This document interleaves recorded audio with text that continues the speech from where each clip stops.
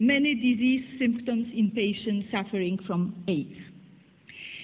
The information we have gathered among AIDS patients in the townships in South Africa has shown clearly that symptoms defining AIDS, such as fever, diarrhea, persistent cough, weight loss, tuberculosis, and opportunistic infections can be significantly reduced already after about 2 months of taking micronutrients. And this slide shows the data, selected data for 56 patients. The height of each column indicates the severity of particular symptoms. So the taller the column, the more serious is the symptom. The columns colored dark red indicate the severity of symptoms before taking micronutrients. However, you can clearly see that each of these symptoms had significantly decreased on the third visit, which is indicated by the light, this white color column. And this data confirm that all AIDS-defining symptoms could be reversed after about 8 weeks of taking supplements. And recently we extended this analysis to about 400 more AIDS patients, and all gathered data confirm the same, that micronutrients, not the ARVs, are effective and safe in reversing AIDS symptoms. At the end, I would like to touch briefly on another viral disease. This time it is the bird flu. You may remember that at the beginning of last year, there was a worldwide publicity regarding an anticipated threat of the bird flu epidemic. Our response to it was the publication in the New York Times in March, which had revealed the scientific findings of our research team. We could clearly show that nutrients can control major steps involved in the infectivity of influenza virus. It was interesting because publication of this message has coincided with a sudden disappearance of this topic from the main focus of the media. In the meantime, we've been conducting our research project on the bird flu virus, especially the type H5N1. And I would like to share with you some of the data. But first, I would like to briefly recapitulate the key steps involved in viral infection. First step is the virus enters the cell. Then inside of the cell, the virus inserts itself in a genetic program and starts multiplying. After some time, so many copies of the virus are created that the cell is destroyed, releasing the viral particles which spread and infect other cells. And in our previous project with human influenza virus, we have shown that all these steps can be controlled by nutrients. And this time we tested whether nutrients can protect cells against damage by the H5N1 bird flu virus.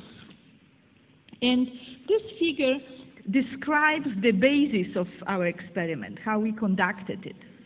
In a test dish, we exposed healthy cells to a specific combination of nutrients for 1 hour.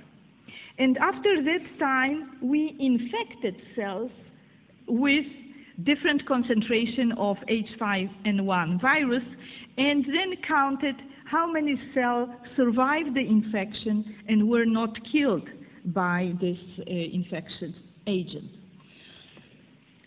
The course of red line on this graph tells us what happens when cells kept under standard conditions get exposed to increasing concentration of the virus. Its downward trend indicates that the cells get killed by the virus at the high rate. The more viruses added, the fewer cells were able to survive. But look at the yellow line.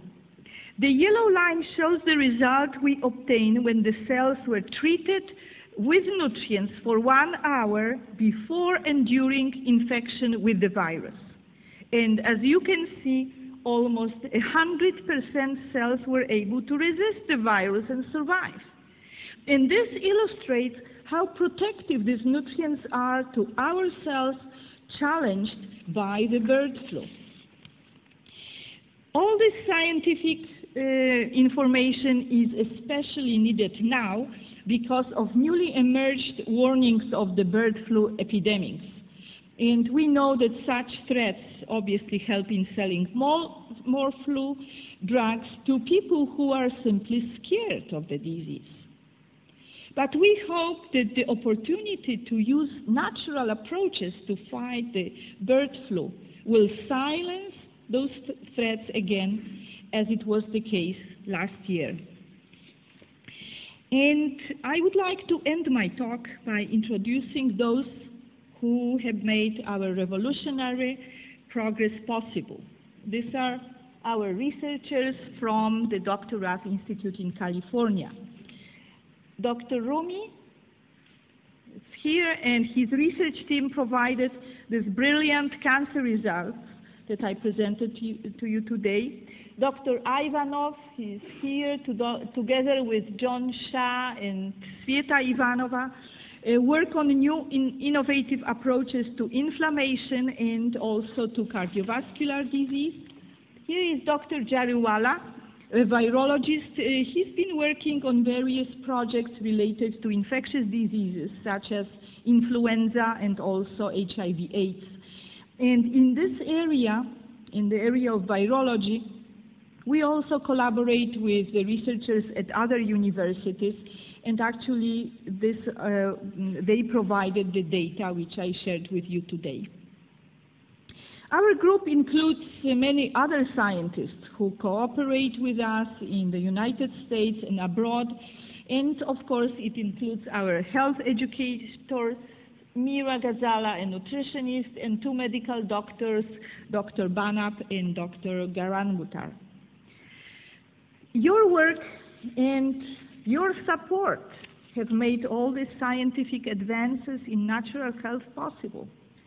And you can see that by working together, we have made another giant step forward in our quest for health for all by 2020. Thank you very much.